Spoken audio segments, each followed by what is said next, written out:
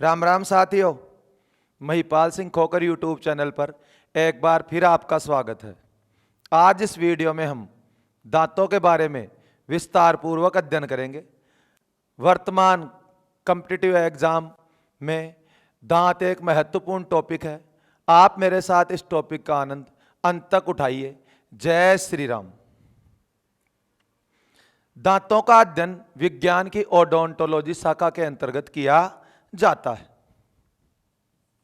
Study of teeth क्या कहलाती है? ओडोंटोलॉजी।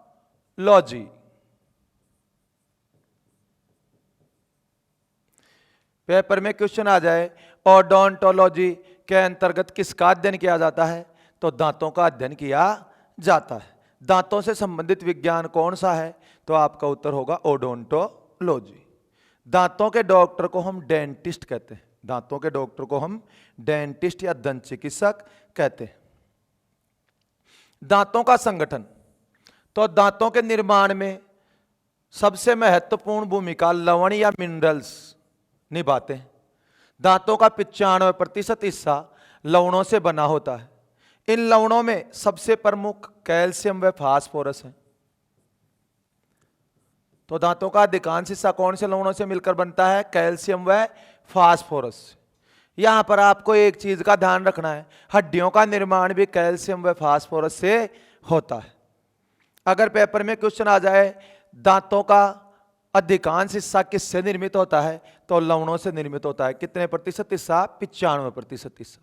दांत किससे निर्मित होते हैं, तो कैल्शियम व फास्फोरस से निर्मित होते हैं। परंतु ऑप्शन में कैल्शियम अलग हो और फास्फोरस अलग हो। आपके एबेसड में कैल्शियम अलग हो, फास्फोरस अलग हो और दोनों में से कोई एक उत्तर देना हो, तो दांतों का अधिकांश हिस्सा कैल्शियम से बना होता है। इसके बाद दांतों व हड्डियों के निर्माण में एक विटामिन महत्वपूर्ण भूमिका निभाता है, विटामिन डी। दांतों व हड्डियों के निर्माण में महत्वपूर्ण भूमिका निभाने वाला एकमात्र विटामिन, तो आपका उत्तर होगा विटामिन डी। विटामिन डी से कैल्शियम प्राप्त होता है। विटामिन डी से क्या प्राप्त होता है? कैल्शियम प्राप्त होता है। और विटामिन डी हमें किससे प्राप्त होता है, तो सूर्य के प्रकाश की उपस्थिति में मानव शरीर में विटामिन डी का निर्माण होता है। तो आ जाए सूर्य का प्रकाश किससे संबंधित है, तो विटामिन डी से। विटामिन डी का मुख्य स्रोत क्या है? सूर्य का प्रकाश। विटामिन डी से हमें क्या प्राप्त होता है? कैल्शियम। हड्डियों व दांतों के निर्माण में कौन सा विटामिन महत्वपूर्ण भूमिका निभाता है? Vitamin D. इसके बाद हम बात करते हैं दांतों की बाहरी संरचना। तो ये जो दांत का बाहर हमें जो हिस्सा दिखाई देता है, इसको हम कहते हैं दंत शिखर या क्राउन। दांत का बाहर दिखाई देने वाला हिस्सा दंत शिखर या क्राउन कहलाता है। यह दांत का जबड़े की हड्डी के अंदर धंसा हुआ भाग मूल या रूट या जड़ कहलाता है। तो दांत का सबसे लंबा भाग कौन सा होता है, तो ध्यान रखना जड़, मूल या रूट दांत का सबसे लंबा भाग है। और दांत की बाहरी संरचना को कितने भागों में बांटा गया है? 3 भागों में। सबसे ऊपर दंत शिखर या क्राउन, सबसे निचले भाग को मूल या रूट या जड़, और इन दोनों के बीच में ये मसूड़ों से ढका हुआ भाग क्या कहलाता है? गिरवा या नेक। तो दांत की बाहरी संरचना के आधार पर दांतों को कितने भागों में विभक्त किया गया है? 3 भागों में। सबसे ऊपरी भाग दंत शिखर या क्राउन जो हमें दिखाई देता है वो भाग। सबसे निचला भाग जो जबड़े की हड्डी में धंसा हुआ रहता है, जो दांत का सबसे लंबा भाग है, उसे हम कहेंगे मूल, रूट या जड़। और इन दोनों के बीच में क्राउन और रूट के बीच के भाग को हम कहते हैं गिरवा या नेक या गर्दन। जो मसूड़ों से ढका हुआ भाग है उसको हम कहते हैं गिरवा या नेक या गर्दन। अब इसके बाद हम बात करते हैं दांतों की। यह ऊपरी जबड़ा है और यह निचला जबड़ा है। इसको कहते हैं मुख गुहा। तो दांत कहां पाए जाते हैं? मुख गुहा में पाए जाते हैं। और दांतों के ऊपरी भाग को ऊपरी जबड़ा और निचले भाग को निचला जबड़ा इस ऊपरी जबड़े में मैगजिला नामक हड्डी पाई जाती है। ऊपरी जबड़े में मैगजिला नामक हड्डी पाई जाती है, इसीलिए इसको कहते हैं मैगजिलर पंक्ति। और निचले जबड़े में मैंडिबल नामक अस्थि पाई जाती है, इसलिए इसको हम कहते हैं मैंडिबल पंक्ति। तो यह दांतों की जो ऊपर वाली पंक्ति है इसको कहा जाता है मैगजिलर पंक्ति। क्यों? क्योंकि ऊपरी जबड़े में पाई जाने वाली हड्डी का नाम है मैगजिला, और निचले जबड़े में जो ये लाइन है, ये पंक्ति है, इसको कहते हैं मैंडिबल पंक्ति, क्योंकि निचले जबड़े की हड्डी को क्या कहा जाता है? मैंडिबल। साथियों, यहां पर आपको एक चीज का ध्यान रखना है, मनुष्य के चेहरे या फेस में कुल 14 हड्डियां या बोन पाई जाती हैं। इन 14 हड्डियों में से एकमात्र हड्डी जो मूव कर सकती है, जो गति कर सकती है, जो हिलडुल सकती है, मैंडिबल। चेहरे की 14 हड्डियों में से सबसे बड़ी और एकमात्र गतिशील हड्डी कौन सी है? तो आपका उत्तर होगा मैंडिबल अस्थि। और मैंडिबल अस्थि जबड़े के किस भाग में पाई जाती है? निचले जबड़े में पाई जाती है। और मैंडिबल अस्थि के मूवेबल या गतिशील या हिलडुल सकने के कारण चेहरे का कौन सा भाग हिलडुल सकता है? तो केवल निचला जबड़ा हिलडुल सकता है, और इसी कारण मैंडिबल अस्थि के कारण ही मनुष्य बोल सकता है और भोजन को चबा सकता है। तो चेहरे की एकमात्र गतिशील हड्डी, तो आपका उत्तर होगा मैंडिबल। मनुष्य के चेहरे की सबसे बड़ी हड्डी, तो भी आपका उत्तर होगा मैंडिबल अस्थि। अगर पेपर में प्रश्न आ जाए ऊपरी जबड़ा अचल है या सचल, तो ऊपरी जबड़ा अचल। अचल का मतलब होता है जो अपनी जगह से हिलडुल नहीं सकता। निचला जबड़ा अचल है या सचल, तो निचला जबड़ा सचल है, क्योंकि निचला जबड़ा क्या कर सकता है? हिलडुल सकता है ऐसे। तो निचला जबड़ा क्या? हिलडुल सकता है, इसीलिए ये गतिशील है, सचल है। तो प्रश्न आ जाए निचला जबड़ा गतिशील क्यों है? मैंडिबल अस्थि के कारण निचला जबड़ा गतिशील होता है। मैंडिबल अस्थि के कारण ही हम बोल सकते हैं और भोजन को चबा सकते हैं। इसके बाद ऊपरी जबड़े में दांतों की संख्या 16, निचले जबड़े में दांतों की संख्या 16, और मनुष्य में कुल दांतों की संख्या 32। मनुष्य में कुल कितने दांत होते हैं? 32। ऊपरी जबड़े में कितने दांत होते हैं? 16। निचले जबड़े में कितने दांत होते हैं? 16। और यहां आपको एक चीज ध्यान रखना है, ये दोनों जबड़े एक दूसरे से, ये दोनों जबड़े एक दूसरे से किससे जुड़े रहते हैं? तो चूल या हिंज, इस जॉइंट को कहा जाता है चूल या हिंज। तो दोनों जबड़ों को एक दूसरे से कौन जोड़ता है? चूल या हिंज जोड़ता है। अब आप एक चीज ध्यान दें, ये एक जबड़ा है और इस जबड़े को हम 2 बराबर भागों में बांट देते हैं, तो ये क्या कहलाएगा? जबड़े का अर्ध भाग, आधा भाग। और इधर वाला हिस्सा भी क्या कहलाएगा? जबड़े का अर्ध भाग। तो अगर जबड़े में 16 दांत होंगे, तो जबड़े के अर्ध भाग में दांतों की संख्या कितनी होगी? 8। तो अब हम इन 8 दांतों से दांतों को समझते हैं। मनुष्य में 4 प्रकार के दांत पाए जाते हैं। तो यह मैंने जबड़े का अर्ध भाग ले लिया, मतलब 8 दांतों को ले लिया, और इन 8 में से सामने वाले 2 दांत भोजन को काटने व कुतरने का काम करते हैं, और इन्हें कृंतक या इंसाइजर कहा जाता है। दंत सूत्र निकालते समय कृंतक या इंसाइजर को आई से प्रदर्शित करते हैं। कृंतक के पास में स्थित दांत जो चीर फाड़ में काम आते हैं, मांस भक्षण में काम आते हैं, इन दांतों को कहा जाता है रदनक या कैनाइन। दंत सूत्र निकालते समय रदनक या कैनाइन को सी से प्रदर्शित किया जाता है, सी यानी कैनाइन या रदनक। इसके आगे चलने पर, रदनक से आगे चलने पर जो 2 दांत आते हैं जो बच्चों में नहीं पाए जाते, उनको कहा जाता है अग्र चवर्णक या प्रीमोलर, अग्र चवर्णक या प्रीमोलर। और दंत सूत्र निकालते समय अग्र चवर्णक या प्रीमोलर को पीएम से प्रदर्शित किया जाता है, पीएम यानी प्रीमोलर या अग्र चवर्णक। और जो सबसे अंत में 2 दांत आते हैं, ये 3 दांत, इन 3 दांतों को कहा जाता है चवर्णक या मोलर। और दंत सूत्र निकालते समय चवर्णक या मोलर दांतों को एम से प्रदर्शित किया जाता है। अब इन कृंतक, रदनक, अग्र चवर्णक और चवर्णक दांतों को इनके कार्यों के आधार पर वर्गीकृत किया गया। तो कौन से दांतों का क्या कार्य है, और अब हम इनके बारे में विस्तार पूर्वक अध्ययन करते हैं। सबसे पहले बात करते हैं कृंतक या इंसाइजर। कृंतक या इंसाइजर का एक अन्य नाम छेदक भी है। छेदक दांत किन दांतों को कहा जाता है? कृंतक दांतों को कहा जाता है। इनका कार्य क्या है? तो मैंने ये बहुत जन लिया, इसका पकड़ा कौन से दांतों से? कृंतक से, और काटा कौन से दांतों से? कृंतक से। तो अब कृंतक दांतों का कार्य बहुत जन को पकड़ना, काटना, कुतरना, और इंग्लिश मीडियम वाले बच्चे कट भी बोल सकते हैं। तो बहुत जन को पकड़ने, काटने या कुतरने का कार्य कौन से दांत करते हैं? तो कृंतक या इंसाइजर दांत करते हैं। इनका आकार कैसा होता है? तो इनका आकार शंकु, सोपटी या छेनी के समान होता है।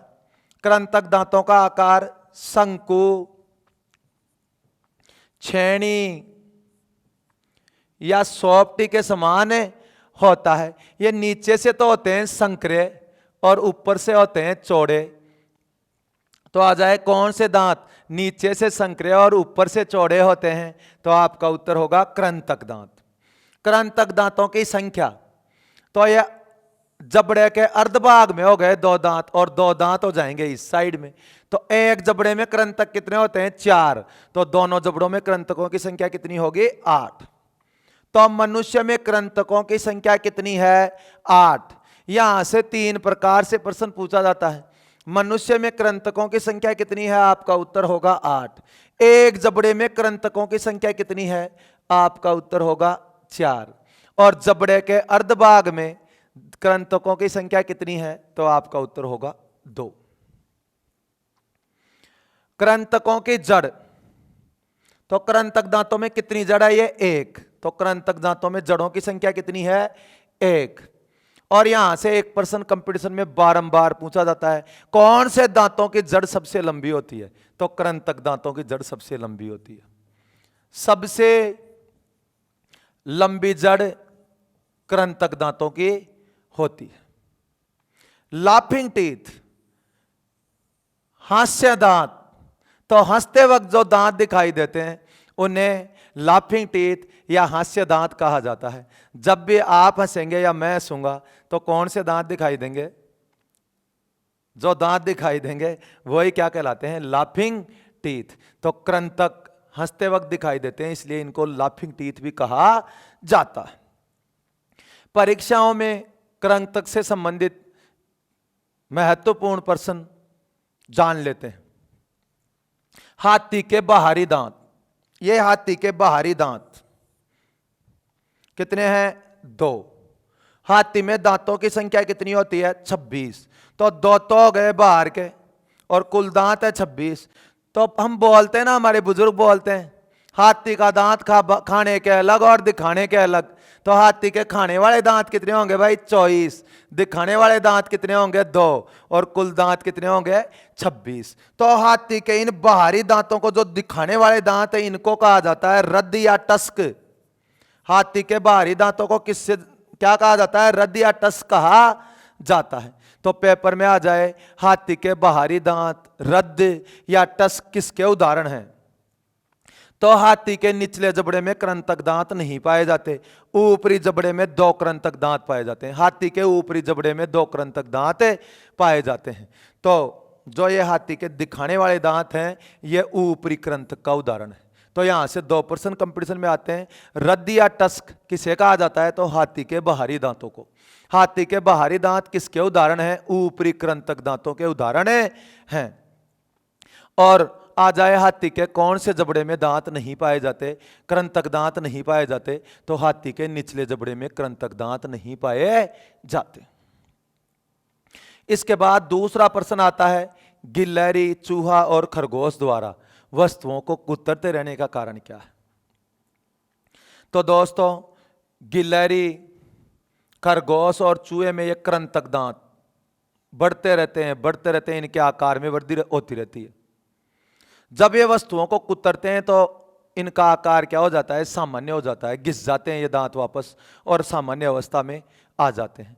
तो जब ये वस्तुओं को कुतरना बंद कर देंगे तो इनके कृंतक दांतों के आकार में वृद्धि होती रहेगी और एक समय ऐसा आ जाएगा कि इनके दांतों के आकार में इतनी वृद्धि हो जाएगी कि ये मुंह भी नहीं खोल सकेंगे और इनकी मृत्यु हो जाएगी। तो अपने प्राणों की रक्षा के लिए ये क्या करते हैं, वस्तुओं को कुतरते रहते हैं। तो आ जाए कि गिलहरी, चूहा तथा खरगोश द्वारा वस्तुओं को क्यों कुतरा जाता है, तो कृंतक दांतों के आकार में वृद्धि के कारण ये क्या करते हैं, उसको सामान्य अवस्था में लाने के लिए वस्तुओं को कुतरते रहते हैं।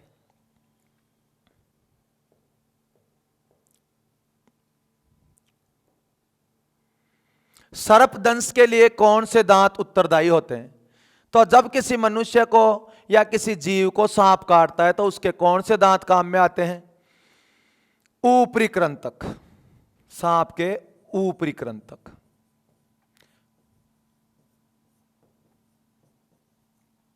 देखो दोस्तों क्या होता है, सांप के ऊपरी कृंतक आगे से मुड़े हुए होते हैं, 4 दांत होते हैं इसके ऊपरी कृंतक और ये 4 दांत आगे से मुड़े हुए होते हैं और इन दांतों में यहां विष की थैली पाई जाती है। दांतों में विष नहीं होता है, यहां विष की थैली पाई जाती है।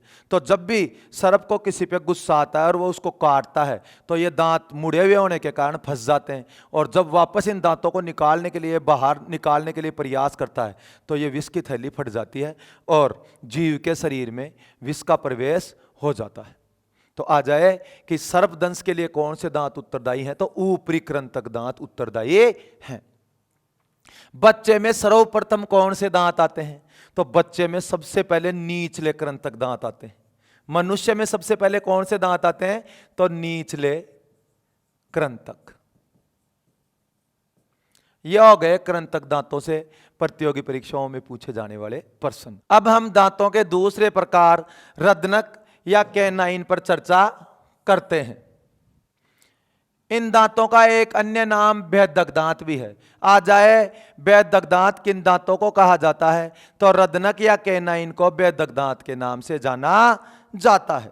इन दांतों का मुख्य कार्य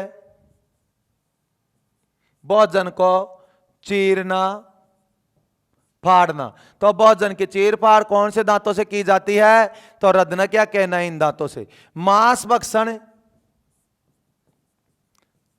मांसाहारी जानवर मांस भक्षण किन दांतों की सहायता से करते हैं, तो जैसे ये शेर है और ये मांसाहारी जानवर है तो ये शिकार करने के लिए कौन से दांतों का उपयोग करता है, इन दांतों का।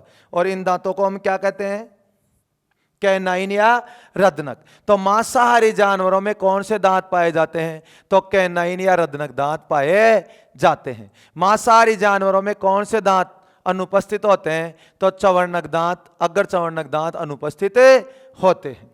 शाकाहारी जीवों में कौन से दांत पाए जाते हैं, तो चवर्णक और अग्र चवर्णक दांत प्रमुखता से काम आते हैं। और शाकाहारी जीवों में कौन से दांत नहीं पाए जाते, तो कैनाइन या रदनक दांत नहीं पाए जाते। जिन जानवरों में कैनाइन और चवर्णक दोनों प्रकार के दांत पाए जाते हैं वे जीव सर्वाहारी होते हैं। जैसे मनुष्य, मनुष्य चाहे तो मांस भी खा सकता है और चाहे तो रोटी भी खा सकता है, इसलिए मनुष्य में चवर्णक भी पाए जाते हैं और रदनक भी पाए जाते हैं। तो आगे आपको ध्यान रखना है, जिन जीवों में रदनक व चवर्णक दोनों दांत पाए जाते हैं वो सर्वाहारी होते हैं। जिन जीवों में रदनक दांत पाए जाते हैं परंतु चवर्णक दांत नहीं पाए जाते वो मांसाहारी जीव होते हैं। जिन जीवों में चवर्णक दांत पाए जाते हैं परंतु रदनक दांतों का अभाव होता है वो शाकाहारी जीव कहलाते हैं। तो ये ध्यान रखना है आपको। तो मांसाहारी या हिंसक जानवरों में कौन से दांत प्रमुखतया काम आते हैं, कौन से दांत शिकार में काम आते हैं, तो आप ध्यान रखना रदनक या कैनाइन दांत काम में आते हैं। तो चीर फाड़, मांस का भक्षण और कठोर वस्तुओं को काटने में कौन से दांत काम में आते हैं, रदनक या कैनाइन दांत। इनका आकार, तो इनका आकार होता है नुकीला। ये देखिए इनका आकार कैसा है, नुकीला।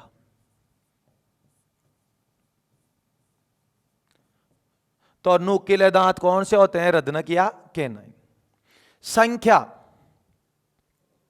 आ जाए मनुष्य में रदनक दांतों की संख्या कितनी है, तो ये देखिए एक रदनक तो हो गया ये और एक रदनक हो गया ये। तो एक जबड़े में रदनकों की संख्या कितनी है, 2। तो दोनों जबड़ों में ऊपर और नीचे वाले जबड़े में रदनक दांतों की संख्या कितनी होगी, 4। तो मनुष्य में रदनक दांतों की संख्या कितनी है, 4। मनुष्य के एक जबड़े में कितने रत्नक दांत पाए जाते हैं? तो 2। और मनुष्य के जबड़े के अर्धभाग में कितने दांत पाए जाते हैं? कितने रत्नक दांत पाए जाते हैं? 1। रोट या जड़, रत्नक दांतों में एक जड़ पाई जाती है। रत्नक दांतों में भी एक जड़ पाई जाती है और कृंतक दांतों में भी एक जड़ पाई जाती है। मांसाहारी जानवरों में कौन से दांत काम में आते हैं, या चीर फाड़ में कौन से दांत काम में आते हैं? आपका उत्तर होगा रत्नक या कैनाइन। शाकाहारी जानवरों में कौन से दांत अनुपस्थित होते हैं? तो रत्नक या कैनाइन दांत अनुपस्थित होते हैं। अब हम अग्र चवर्णक दांतों के बारे में बात करते हैं। अग्र चवर्णक व चवर्णक के बनावट, कार्य लगभग एक जैसे हैं। प्रीमोलर व मोलर दोनों दांतों के कार्य व बनावट लगभग एक जैसी है। इन दोनों के मध्य सबसे बड़ा अंतर यह है कि अग्र चवर्णक या प्रीमोलर दांत बच्चों में नहीं पाए जाते। मनुष्य में 4 प्रकार के दांत पाए जाते हैं, जबकि बच्चों में 3 प्रकार के दांत पाए जाते हैं। और बच्चों में किस प्रकार के दांत नहीं पाए जाते? तो बच्चों में अग्र चवर्णक दांत नहीं पाए जाते, बच्चों में प्रीमोलर दांत नहीं पाए जाते। तो यहां पर ये देखिए, यह एक वयस्क मनुष्य के जबड़े का अर्धभाग है और यह एक बच्चे के जबड़े का अर्धभाग है। तो बच्चे के जबड़े के अर्धभाग में हमें 2 दांत तो ये दिखाई नहीं दे रहे, इनको कहते हैं अग्र चवर्णक।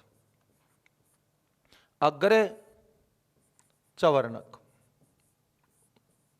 अग्र चवर्णक के आगे चलने पर यह प्रथम चवर्णक, यह द्वितीय चवर्णक और यह तृतीय चवर्णक, थर्ड मोलर।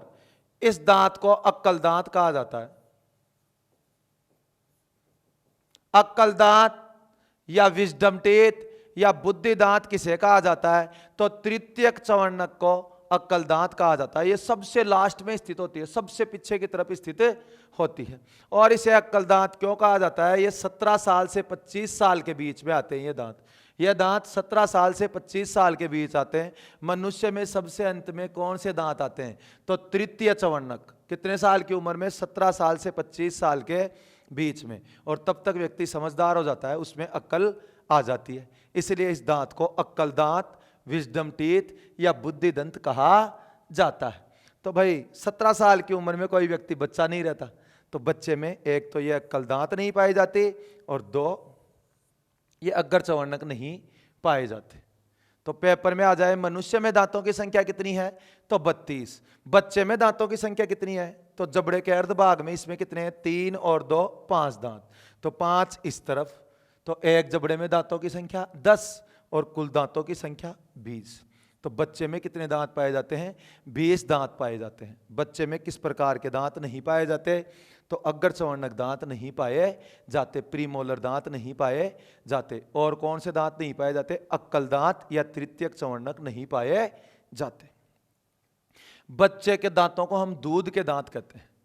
तो दूध के दांतों की संख्या कितनी होती है मनुष्य में? प्रश्न आ जाए मनुष्य में दूध के दांतों की संख्या, तो भी आपका उत्तर होगा 20।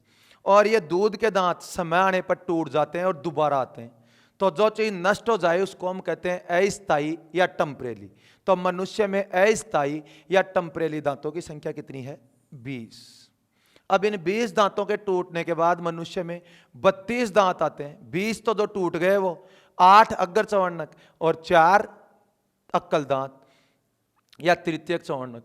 तो ऐसे दांतों की संख्या कितनी हो जाती है? 32। और ये दांत दोबारा नहीं टूटते। तो क्या अगर आ जाए मनुष्य में स्थायी दांतों की संख्या कितनी है? तो आपका उत्तर होगा 32। और मनुष्य में अस्थायी या दूध के दांतों की संख्या कितनी है? तो आपका उत्तर होगा 32। यहां पर आप एक चीज का ध्यान और देना, ये 2 प्रश्न और आ जाते हैं। मनुष्य में कितने दांत 2 बार आते हैं? तो मनुष्य में दूध के दांत या अस्थायी दांत 2 बार आते हैं। तो कितने हैं ये? 20। मनुष्य में कितने दांत केवल 1 बार आते हैं? तो मनुष्य में दांत कितने होते हैं? 32। उनमें से 20 दांत 2 बार आते हैं, बच गए कितने? 12 दांत। तो मनुष्य में 12 दांत जीवन काल में एक ही बार आते हैं। कौन से? 8 तो अग्र चवर्णक और 4 अक्कल दांत। तो पेपर में प्रश्न आ जाए बच्चों में दांतों की संख्या, दूध के दांतों की संख्या, मनुष्य में अस्थायी दांतों की संख्या कितनी है? 20।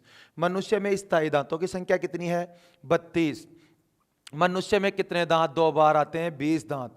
मनुष्य के जीवन काल में कितने दांत 1 बार आते हैं? तो 12 दांत। बच्चों में कौन से दांत नहीं पाए जाते? अग्र चौवर्णक दांत नहीं पाए जाते।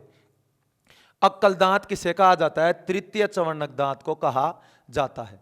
अक्कल दांत किस प्रकार का दांत है? तो चवर्णक या मोलर प्रकार का दांत है। अक्कल दांत कब आते हैं? 17 साल से 25 साल के बीच में। अब हम देखते हैं अग्र चवर्णक दांतों के कार्य। भोजन को दबाना, कुचलना, चबाना, पीसना, ग्राइंडिंग। अग्र चवर्णक और चवर्णक दोनों दांतों के कार्य समान है। भोजन को दबाना, कुचलना, चबाना, पीसना या ग्राइंडिंग या क्रशिंग, ये कार्य कौन से दांतों के हैं? तो चवर्णक व अग्र चवर्णक दांतों के कार्य हैं। आकार तो ये देखिए चौड़े, सपाट और रेखादार। मनुष्य में चौड़े, सपाट और रेखादार दांत कौन से हैं? तो आपका उत्तर होगा अग्र चवर्णक। ये देखो ये रेखा पाई जाती है अग्र चवर्णक दांतों में। तो आकार। संख्या तो एक जबड़े के अर्धभाग में कितने अग्र चवर्णक या प्रीमोलर दांत है? 2। तो 2 इधर और 2 इधर, 4 तो हो गए एक जबड़े में, और दोनों जबड़ों में मिलाकर कितने हो गए? 8। तो आ जाए मनुष्य में अग्र चवर्णक या प्रीमोलर दांतों की संख्या कितनी होती है? 8। एक जबड़े में अग्र चवर्णकों की संख्या 4 और जबड़े के अर्धभाग में अग्र चवर्णक दांतों की संख्या 2। अगर आ जाए चवर्णक दांतों में, अग्र चवर्णक दांतों में जड़ कितनी होती है? तो ये देखिए 1 और 1 2। अग्र चवर्णक व चवर्णक दांतों में जड़ों की संख्या 2 से 4 तक हो सकती है। 2 से 4 तक हो सकती है। कंपटीशन में आने वाले प्रश्नों पर हम चर्चा कर ही चुके हैं। तो इसके आगे आते हैं हम चवर्णक दांतों पर। तो चवर्णक दांतों के कार्य क्या है? सेम है, वही भोजन को दबाना, कुचलना, चबाना, पीसना, ग्राइंडिंग और क्रशिंग। आकार वही चौड़े और सपाट, बस इनकी संख्या अलग है। जबड़े के अर्धभाग में 3 दांत तो इधर हो गए और 3 दांत इधर। तो एक जबड़े में कितने दांत होते हैं? अगर कितने चवर्णक दांत होते हैं? 6। तो दोनों जबड़ों में या मनुष्य में कुल कितने चवर्णक दांत होंगे? 12। तो मनुष्य में चवर्णक या मोलर दांतों की संख्या 12। एक जबड़े में मोलर दांतों की संख्या 6 और जबड़े के अर्धभाग में चवर्णक दांतों की संख्या 3। रोट या जड़ तो सबसे अधिक जड़ कौन से दांतों में पाई जाती है? तो ध्यान रखना चवर्णक दांतों में। कितनी? 2 से अधिक और 4 से कम। तो 2 से 4। तो आ जाए चवर्णक दांतों में रूट या जड़ की संख्या कितनी होती है? 2 से 4 के बीच। और अग्र चवर्णक में जड़ों की संख्या मोस्टली कितनी होती है? 2। अक्कल दांत, विजडम टीथ या बुद्धि दंत किसे कहते हैं? तो पहले ही पढ़ चुके हैं हम, तृतीय चवर्णक।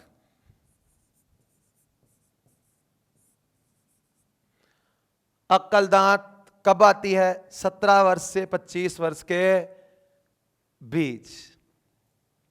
मनुष्य में दांतों की संख्या कितनी है? आपका उत्तर होगा 32। अगर पेपर में क्वेश्चन आ जाए मनुष्य में दांतों की संख्या कितनी है, आपका उत्तर होगा 32। लेकिन आप एक चीज ध्यान रखना, अगर प्रश्न ऐसे आ जाए वर्तमान में मनुष्य में दांतों की संख्या, वर्तमान में मनुष्य में दांतों की संख्या, तो आपको उत्तर देना है 28। क्योंकि आजकल ज्यादातर लोगों में यह तृतीयक चवर्णक या अक्कल दांत आती ही नहीं है। क्योंकि पहले तो क्या होता था, मनुष्य कच्चा भोजन ज्यादा करता था। आजकल हम भोजन कैसे करने लग गए? पकाकर करने लग गए। तो कच्चे भोजन को पचाने के लिए हमें किसकी आवश्यकता होती थी? एक अतिरिक्त दांत की आवश्यकता होती थी, एक चौड़े जबड़े की आवश्यकता होती थी। परंतु आजकल हम भोजन को पकाकर खाने लग गए, इसलिए चौड़े जबड़े की आवश्यकता नहीं पड़ती। तो जबड़े का आकार भी छोटा हो गया है। और कौन से दांत आजकल नहीं आते? अक्कल दांत या विजडम टीथ नहीं आते। तो प्रश्न आप गौर करके देखना, मनुष्य में दांतों की संख्या कितनी है? 32। और अगर आ जाए वर्तमान में मनुष्य में दांतों की संख्या कितनी है, तो आपका उत्तर होगा 28। वर्तमान में लगा हुआ है तो उत्तर होगा 28। शाकाहारी जीवों में कौन से दांत काम में आते हैं? तो शाकाहारी जीवों में अग्र चवर्णक व चवर्णक दांत काम में आते हैं। शाकाहारी जीवों में कौन से दांत काम में आते हैं? अग्र चवर्णक व चवर्णक दांत काम में आते हैं। शाकाहारी जीवों में कौन से दांत अनुपस्थित होते हैं? तो कैनाइन या रदनक दांत शाकाहारी जीवों में अनुपस्थित होते हैं। इसके बाद क्वेश्चन नंबर 2 और 3 दोनों प्रश्न समान है। दोनों में अंतर किसका है? ऑप्शंस का। सिर्फ इनके अभ्यासदा का अंतर है। इस प्रश्न में पूछा गया है कौन से दांत भोजन को चबाने, पीसने, ग्राइंडिंग या चूका कार्य करते हैं? तो इसका उत्तर भोजन को चबाने या पीसने का कार्य कौन से दांत करते हैं? चवर्णक व अग्र चवर्णक मिलकर भोजन को चबाने या पीसने का काम करते हैं। तो हमने यह उत्तर दे दिया। लेकिन हमने देखा कि तीसरा क्वेश्चन तो सेम है, लेकिन ऑप्शन में कहीं भी अग्र चवर्णक और चवर्णक को साथ नहीं दिया गया है। तो अब इस स्थिति में कौन सा उत्तर दें? तो आप ध्यान रखना, भोजन को चबाने या पीसने का कार्य मुख्य रूप से चवर्णक दांतों द्वारा किया जाता है। भोजन को चबाने या पीसने का कार्य मुख्य रूप से चवर्णक दांतों द्वारा किया जाता है। अब इसके बाद ये चौथा क्वेश्चन और पांचवा क्वेश्चन, क्वेश्चन दोनों जगह सेम है। अंतर किसका है? ऑप्शंस का। तो भोजन को कुचलने और दबाने का कार्य कौन करते हैं? तो चवर्णक भी करते हैं और अग्र चवर्णक भी। तो इस प्रश्न का उत्तर तो क्या हो जाएगा? चवर्णक व अग्र चवर्णक। पहला उत्तर तो चवर्णक व अग्र चवर्णक। लेकिन यहां पर ऑप्शन में चवर्णक और अग्र चवर्णक साथ दिए गए नहीं है, दोनों में से कोई एक उत्तर देना है। तो भोजन को दबाने और कुचलने का कार्य मुख्य रूप से अग्र चवर्णक दांतों के द्वारा किया जाता है। तो भोजन को दबाने और कुचलने का कार्य तो मुख्य रूप से किसके द्वारा किया जाता है? अग्र चवर्णक दांतों द्वारा। और भोजन को चबाने या पीसने का कार्य मुख्य रूप से किसके द्वारा किया जाता है? चवर्णक दांतों के द्वारा। लेकिन प्रश्न आ जाए भोजन को चबाने पीसने का कार्य किसके द्वारा किया जाता है? तो पहला उत्तर होगा चवर्णक व अग्र चवर्णक दांतों के द्वारा। इस प्रकार हमने दांतों का अध्ययन किया। इसका शेष भाग हम अगले वीडियो में देखेंगे। आपको मेरे द्वारा इस वीडियो में दी गई जानकारियों में किसी प्रकार की कोई त्रुटि या कमी नजर आती है तो आप कमेंट्स के माध्यम से मुझे अवगत कराएं। आपके कमेंट्स मुझे ऊर्जा प्रदान करते हैं। आप कमेंट्स के माध्यम से मुझे प्रेरित करते रहें। जय श्री राम। राम राम।